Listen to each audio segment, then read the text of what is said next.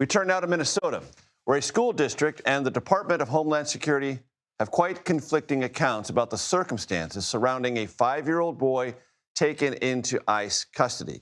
This is 5-year-old Liam Ramos. According to the Columbia Heights Public School District, he was used as, and this is their terminology, bait, to knock on the door to help lure his father out. DHS officials there dispute this, arguing the boy was abandoned by his father, who they say is in this country illegally, having arrived from Ecuador. Lana Zak has the latest from Minneapolis. What do you know? Hey there, Major.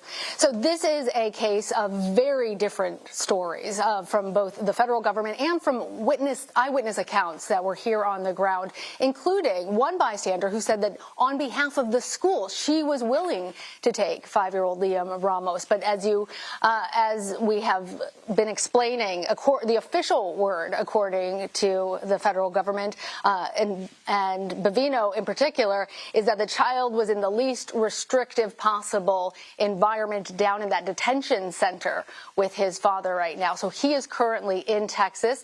And even the question about whether his father, let alone Liam himself, were here illegally, that's even something of dispute, because they came over, announced their intent for asylum during President Biden's then program that allowed people to come in and ask for asylum and check in through an app. So according to the side of the Ramos family, they were doing everything that they were supposed to do.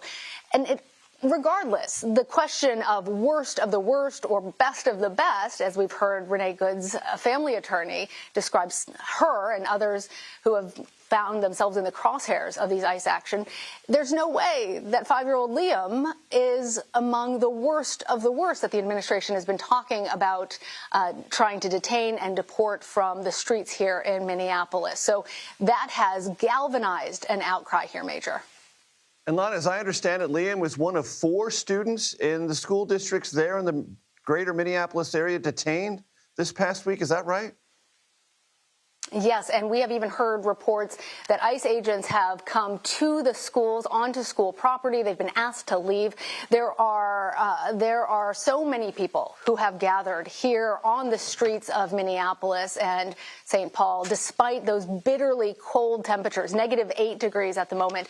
Thousands going through the streets in protest of what they see as these escalations of ICE action that target not only the specific people that are targets of immigration action that the federal government has talked about, but also what appears to be bystanders, protesters, and also in this case, students who have no agency in their decision or their parents' decision or an adult's decision to bring them over here. So that's why thousands of people gathered at the Target Center, hundreds of businesses closed here in Minneapolis.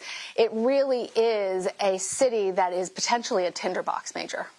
Lana Zak from Minneapolis, thank you so very much.